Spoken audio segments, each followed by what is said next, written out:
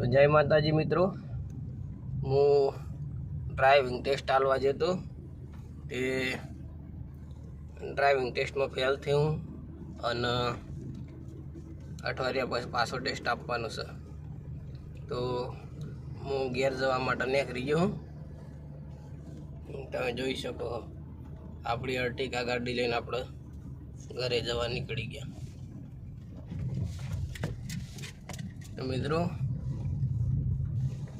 Support કરજો તમારા ભાઈને.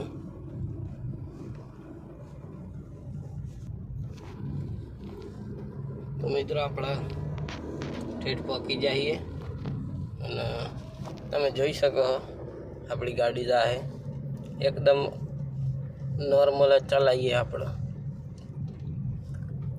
60-70.